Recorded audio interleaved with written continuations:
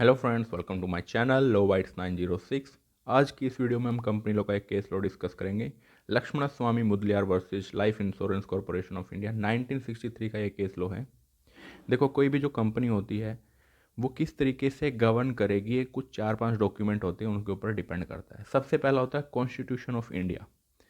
उसी के अकॉर्डिंग जैसा जैसा कॉन्स्टिट्यूशन ऑफ इंडिया बोलेगा वैसे ही हम एक एक्ट बनाते हैं जिसको बोलते हैं कंपनीज एक्ट 2013। अगर कोई भी चीज़ ऐसी है जो कि कॉन्स्टिट्यूशन के अकॉर्डिंग नहीं है कंपनीज एक्ट में, तो वो obviously null and void declare कर दी जाएगी सुप्रीम कोर्ट के द्वारा। ऐसे ही फिर कुछ डॉक्यूमेंट्स होते हैं कंपनी के, जैसे मेमोरेंडम ऑफ एसोसिएशन, जिसके अंदर लिखा होता है कि किस पर्पज़ के लिए, किस ऑब्जेक्टिव को ध्यान में रखते हुए कंपनी को इनकॉर्पोरेट किया गया है, क्या वो कंपनी बिजनेस करेगी। उसके बाद होता है article of association. Article of association के अंदर पावर्स ऑफ डायरेक्टर्स के बारे में बताया जाता है कि डायरेक्टर्स के पास क्या पावर है in relation to the object clause of memorandum of association. अब जो मेमोरेंडम ऑफ एसोसिएशन है वो डिसाइड करता है कि कंपनी का रिलेशन जो है बाहर के वर्ल्ड के साथ कैसा होगा, और जो आर्टिकल ऑफ एसोसिएशन है वो डिसाइड करता है कि कंपनी के शेयर होल्डर्स जो हैं, डायरेक्टर्स जो, उनके पास क्या पावर है, और कंपनी के इंटरनल बिजनेस को मेंटेन करता है। अब कोई भी चीज़ आर्टिकल ऑफ एसोसिएशन में ऐसी चीज़ लिखी है जो कि मेमोरेंडम ऑफ एसोसिएशन के अकॉर्डिंग नहीं है, तो ऑब्वियसली आर्टिकल ऑफ एसोसिएशन की वो पावर जो है नहीं वैलिड होगी। ऐसे ही कोई भी चीज़, अगर सपोज करो कि आपने कोई कंपनी एस्टेब्लिश कर ली और बाद में जो मेमोरेंडम ऑफ एसोसिएशन है उसमें कुछ ऐसा लिखा था जो कंपनीज एक्ट 2013 के अकॉर्डिंग सही नहीं था, तो भले ही आपने इनकॉर्पोरेट कर ली हो वो उस लिमिट तक क्या हो जाएगी, अल्ट्रा वायर हो जाएगी और नल एंड वॉइड हो जाएगी। अब इस केस के फैक्ट को समझने की थोड़ी कोशिश करते हैं। एक कंपनी होती है United India life assurance company limited. ये कंपनी का जो मेन पर्पज होता है वो होता है लाइफ इंश्योरेंस प्रोवाइड करना। अब इस कंपनी की एक जर्नल मीटिंग होती है, शेयर होल्डर्स की मीटिंग। इस चीज़ को बहुत ही ध्यान से याद रखना। इस जो मीटिंग थी वो जर्नल मीटिंग थी और शेयर होल्डर्स की थी। जुलाई 15 1955 को ये होती है। उसमें क्या होता है कि ये जो शेयर होल्डर्स की मीटिंग होती है उसमें एक रिजोल्यूशन पास किया जाता है शेयर होल्डर्स के द्वारा कि ये एक जो मेमोरियल ट्रस्ट बनेगी, चिदम्बरम करके कोई मेमोरियल ट्रस्ट है, उस ट्रस्ट को 2 लाख रुपए डोनेट करेंगे। अब ट्रस्ट का ऑब्जेक्टिव क्या था? To promote art, science, industrial, technical और business knowledge, including knowledge in banking, insurance, commerce and industry. ये था ट्रस्ट का ऑब्जेक्टिव। अब होता क्या है, 1 जुलाई 1956 को एक एक्ट आता है, लाइफ इंश्योरेंस कॉरपोरेशन एक्ट 1956, जिसके सेक्शन 7 में लिखा गया था कि जो भी अब तक इंश्योरेंस, जो प्राइवेट इंश्योरेंस कंपनियां थी ना, वो कौन टेक ओवर कर लेगा? जो life insurance corporation of India बनाई गई वो क्या करेगी, उन सबको इनकॉर्पोरेट कर लेगी अपने अंदर, और उनकी जो सारी पावर्स हैं वो क्या हो जाएंगी, life insurance corporation of India के अंदर आ जाएंगी। ये बिल्कुल सेम वही चीज़ है जिस तरीके से नेशनलाइजेशन हुआ था बैंक का, तो प्राइवेट जो बैंक थे वो किसके अंदर चले गए थे, गवर्नमेंट बैंक्स के अंदर मर्ज हो गए थे और गवर्नमेंट ने उसको टेक ओवर कर लिया था। इस केस में जो अपीलेंट्स हैं वो कंपनी के डायरेक्टर्स हैं। तो लाइफ इंश्योरेंस कॉरपोरेशन क्या करती है कि जो अपीलेंट्स ने फंड जो थे 2 लाख रुपए डोनेट किए थे, उस डोनेशन को रिफंड मांगने की बोलते हैं। जो लाइफ इंश्योरेंस कॉरपोरेशन एक्ट 1956 आया था उसमें ये एक प्रोविज़न रखा गया था कि अगर कोई भी पहले वाली जो प्राइवेट बॉडीज़ थी, जो इंश्योरेंस कंपनियां थी, वो कोई भी ऐसा काम करती जो अल्ट्रा वायर है, तो उसके लिए एक ट्राइब्यूनल बनाया जाएगा, लाइफ इंश्योरेंस ट्राइब्यूनल कंस्टिट्यूट किया जाएगा, और वो डिसाइड करेगा कि जो एक्ट उन्होंने किया है वो अल्ट्रा वायर है या नहीं है। तो उसी प्रोविज़न के अंडर जो लाइफ इंश्योरेंस कॉरपोरेशन है वो इन एपेलेंट्स के अगेंस्ट में सूट फाइल करती है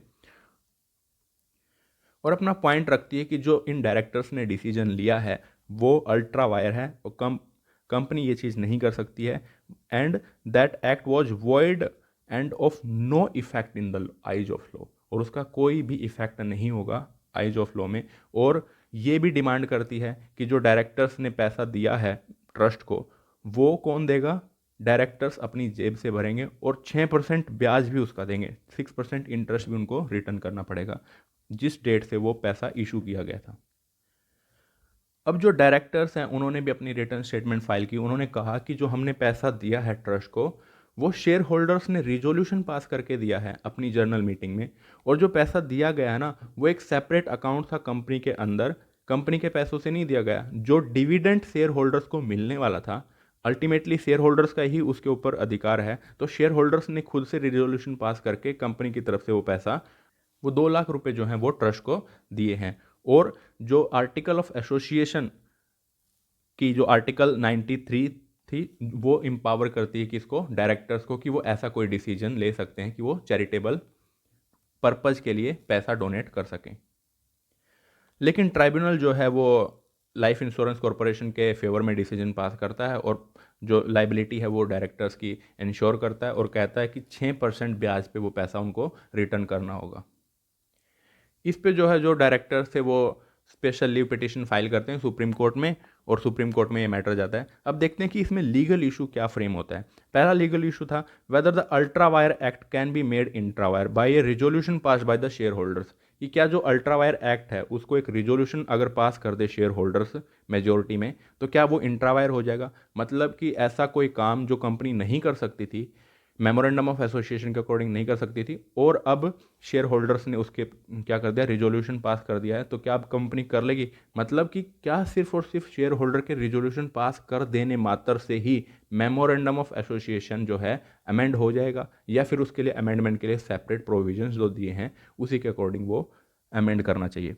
दूसरा इसमें क्या लीगल इशू अराइज होता है, whether the power conferred by the article of association to directors can expand the object mention under memorandum of association, कि जो पावर्स डायरेक्टर्स के पास दी गई हैं, क्या वो मेमोरेंडम ऑफ एसोसिएशन के जो ऑब्जेक्ट है उसको ऑटोमेटिकली एक्सपेंड कर देंगे, क्या और भी चीज़ें जो एक्सप्लिसिटली मेंशन नहीं है मेमोरेंडम ऑफ एसोसिएशन में वो भी इंक्लूड हो जाएंगी उसके अंदर।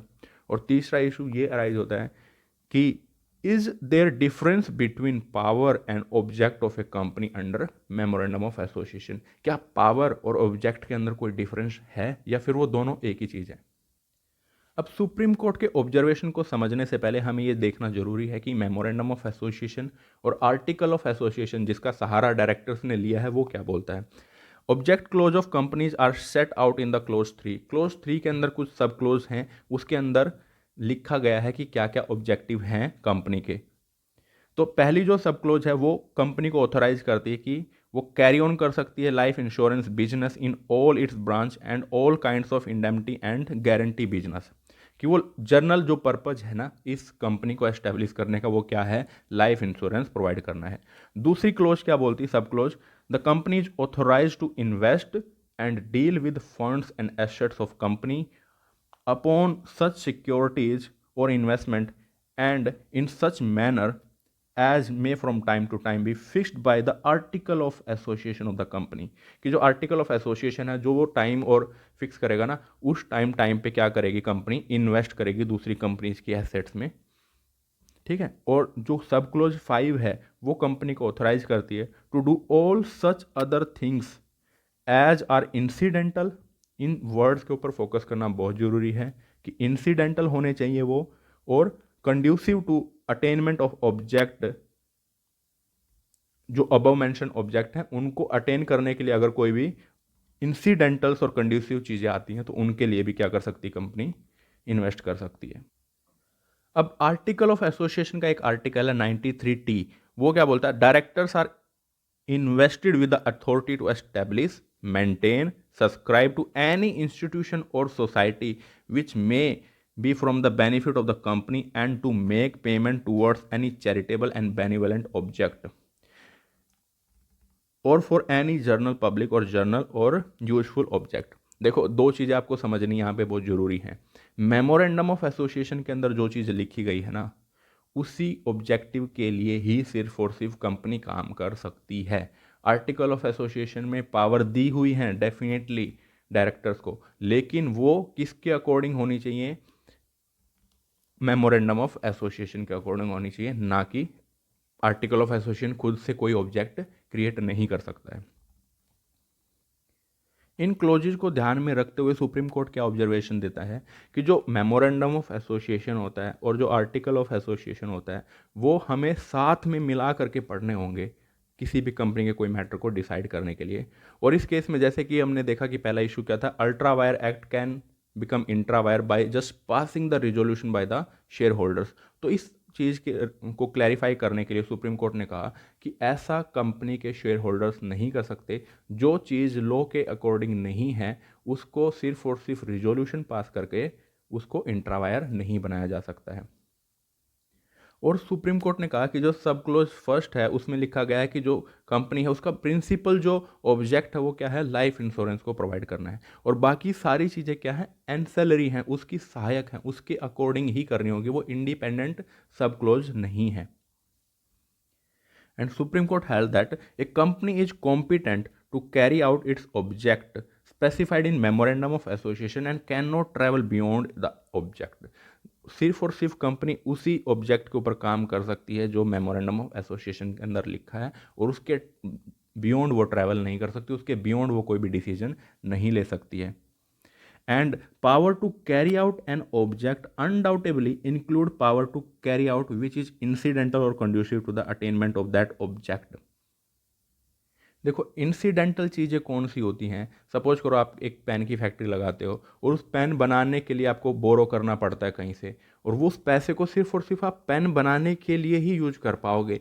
ऐसा नहीं कि उस पेन के लिए आपने बोरो तो कर लिया लेकिन उस पैसे को लगा रहे हो कि आप दूसरी फैक्ट्री लगाओगे जिसमें कुछ और चीज़ें बनेंगी। वो चीज़ें इंसिडेंटल नहीं है। इंसिडेंटल होती हैं किसी एक प्राइम ऑब्जेक्ट को ध्यान में रखते हुए और बीच में पड़ने वाली हर चीज़ जो उसमें सहायक है उन पे आप काम कर रहे हो तो वही इंसिडेंटल होंगी, अदरवाइज वो इंसिडेंटल नहीं होंगी। सुप्रीम कोर्ट ने ये भी कहा कि अगर ऑब्जेक्ट क्लोज के अंदर ऐसी कोई चीज़ नहीं मेंशन है मेमोरेंडम ऑफ एसोसिएशन के, तो आर्टिकल ऑफ एसोसिएशन का सहारा लेते हुए डायरेक्टर्स कोई भी ऐसा काम नहीं कर सकते जिसके लिए जो कंपनी है वो कॉम्पिटेंट नहीं है। और अगर सपोज करो कि उनको अपनी ही लाइफ इंश्योरेंस कंपनी के अंदर कोई एक ब्रांच बनानी होती जिसमें वो अपने एम्प्लॉयज़ को जो क्या कर रहे हैं, ट्रेंड कर रहे हैं कि किस तरीके से लाइफ इंश्योरेंस का नॉलेज दे रहे हैं उनको, किस तरीके से लाइफ इंश्योरेंस किया जाता है, वो सब के बारे में बता रही है और उस पर पैसा लगा रही है, तो that is well and good, वो उसके कॉम्पिटेंस में आता है। लेकिन अगर कोई सेपरेट अगर ट्रस्ट बनाया जा रहा है और फिर जनरल पब्लिक के लिए वो बनाया जा रहा है तो वो मेमोरेंडम ऑफ एसोसिएशन के अंदर कवर नहीं होता है, क्योंकि ये आप नहीं कह सकते कि वहाँ से जो भी इंसान पढ़ के निकलेगा, जो भी इंसान वहाँ से ट्रेंड होकर निकलेगा वो आपकी ही कंपनी के अंदर काम करेगा। तो इसका दूर दूर तक कंपनी से कोई लेना देना नहीं है और ना ही उससे कोई भी बेनिफिट अराइज हो रहा है कंपनी को। तो ये सरासर क्या है, कंपनी के जो मेमोरेंडम ऑफ एसोसिएशन उससे अल्ट्रा वायर है।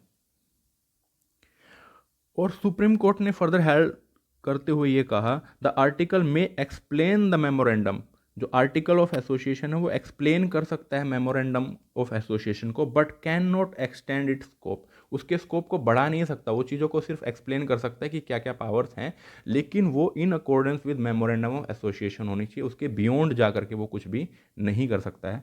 Sub clause 5 merely authorise the company to do all such other things as are incidental or conducive to the attainment of the above object or any of them। जो सब clause 5 में हमने देखा था वो सिर्फ और सिर्फ ऊपर वाली जो लाइफ इंश्योरेंस बिजनेस था उसी के रिगार्डिंग बोली गई थी।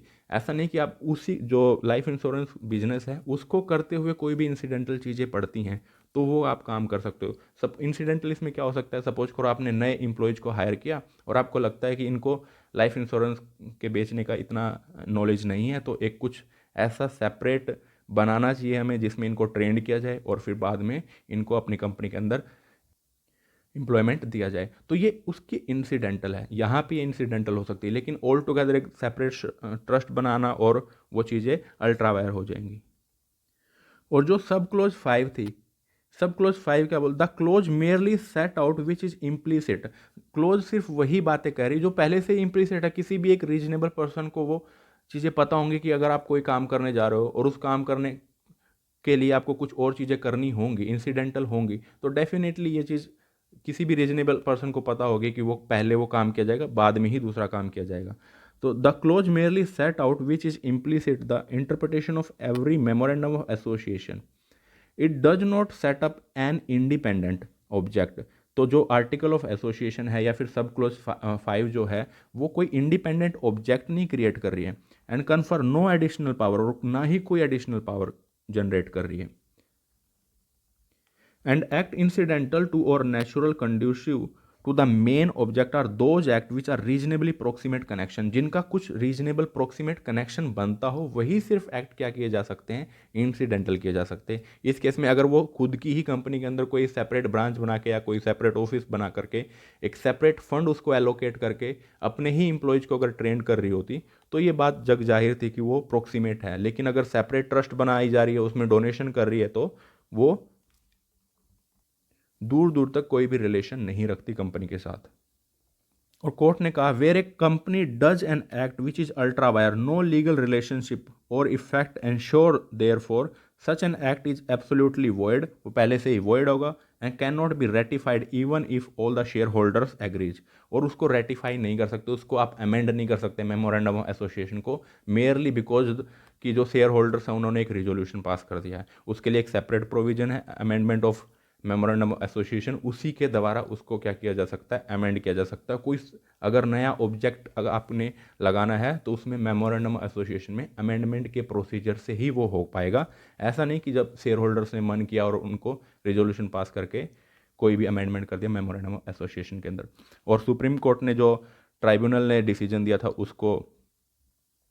उसको अपहेल्ड किया, और जो डायरेक्टर्स थे उनको पर्सनली लाइबल ठहराया, और 2 लाख रुपए उनको वापस करने होंगे, और जो 6% इंटरेस्ट कंपनी ने डिमांड किया था लाइफ इंश्योरेंस कॉरपोरेशन ने, वो भी उनको देना होगा। और सुप्रीम कोर्ट ने क्या किया, इस अपील को डिसमिस कर दिया। आई होप आपको ये केस लॉ जरूर समझ में आया होगा। आप इसकी PDF जो है मेरे टेलीग्राम चैनल से डाउनलोड कर सकते हो। टेलीग्राम चैनल का लिंक डिस्क्रिप्शन में मिल जाएगा। Also you can search my Telegram channel by name Low Bytes 906। Thank you so much for watching this.